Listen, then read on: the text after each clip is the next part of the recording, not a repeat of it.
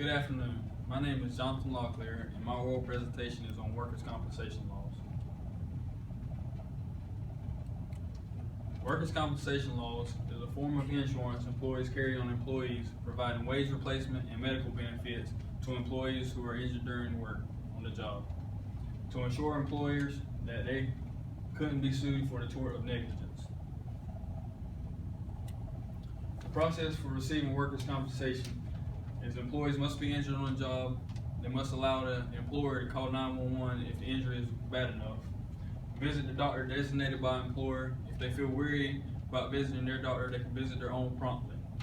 Ask the doctor to get proof of injuries, such as medical reports and x-rays.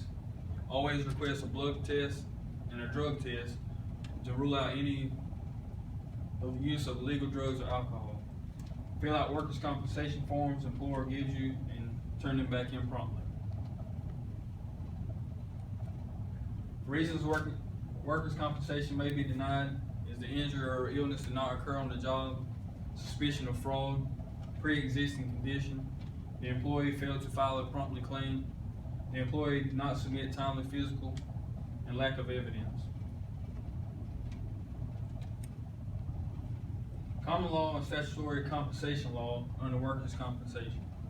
Under the common law, employers can be held harmless by three defenses, which are fellow servant doctrine. An employer can be held harmless to the extent that the injury was caused in whole or by part or period of the injured worker. Contributory negligence.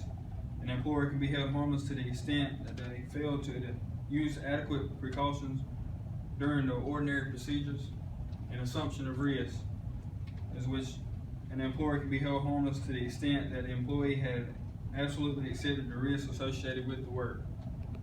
Statutory compensation laws is designed to ensure that employees who are injured on the job or injured or disabled on the job not required to cover medical bills related to their own job injury and are provided with monetary awards to cover loss of wages directly related to the accident, as well as to compensate for permanent physical impairments.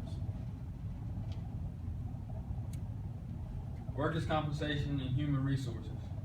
Human resources' job is to provide workers' compensation to injured workers, handle all the paperwork for injured workers, provide what doctor and employees should go to, provide a safe place for employees to work, provide safe tools, give warning signals and dangers and job hazards in the workplace, provide job sharings for jobs that workers aren't overbearing and injured on the job.